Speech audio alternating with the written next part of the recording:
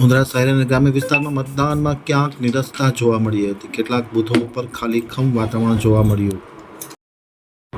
મુન્દ્રાથી મસ્જિદ સમાજ સાથે અરજકર ગુસાઈનો એક વિસ્તૃત અહેવાલ. સમગ્ર કચ્છમાં લોકશાહીના પર્વ રૂપે આજે મતદાનના દિવસે સવારથી મતદાન શરૂ કરવામાં આવ્યું હતું. ખાસ કરીને તડકો અને બીજી બાજુ ક્યાંક ને ક્યાંક ક્ષત્રિય સમાજનો મિજાજ પણ મતદાન મથકમાં જોવા મળી રહ્યો હતો. મુન્દ્રા પંથકમાં સવારથી જ મતદાનમાં નિરસતા જોવા મળી રહી હતી. ગરમીનું વાતાવરણ પણ કારણભૂત હતું. સાથોસાથ જે પરપ્રાંતીય લોકો અને ઔદ્યોગિક એકમો પણ ક્યાંક મતદાન નિરસતા માટે જવાબદાર હોય તેવું સ્પષ્ટપણે જોવા મળી રહ્યું હતું. આજે સવારથી મતદાન મથકોમાં નિરસતા હતી તો ક્યાંક ગ્રામ્ય વિસ્તારમાં લાઇન પણ જોવા મળી હતી. આમ આદમી પાર્ટી અને કોંગ્રેસના લોકોએ આના માટે ખાસ કરીને ક્ષત્રિય સમાજની જે નારાજગી છે તેને કારણભૂત ગણાવવામાં આવ્યું. તો બીજી બાજુ ભાજપે સ્પષ્ટપણે કીધું હતું કે કોઈ પણ પ્રકારનું વાતાવરણમાં તકલીફ નહીં પડે અને મતદાન વ્યવસ્થિત થશે તેવો આશાવાદ પણ વ્યક્ત કરવામાં આવ્યો હતો.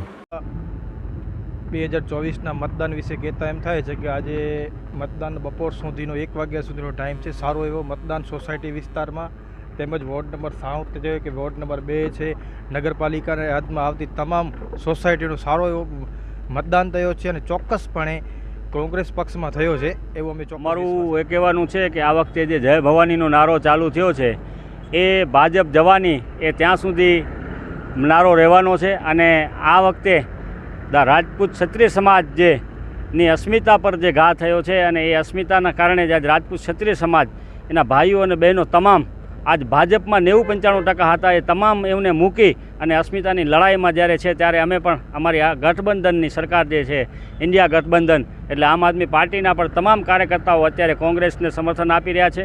કરણી સેના, આશાપુરા ગ્રુપ એવા પણ તમામ ગ્રુપો આજે મુન્દ્રાની અંદર રાજપૂત ક્ષત્રિય સમાજના ગ્રુપો પણ કોંગ્રેસની અંદર અત્યારે સક્રિય છે. તમામ બૂથો પર આજે કોંગ્રેસ અને એની સાથે સાથે આમ આદમી પાર્ટી અને અન્ય સંસ્થાઓ કરણી સેના અને આશાપુરા ગ્રુપ પણ અત્યારે સક્રિય દેખાય છે.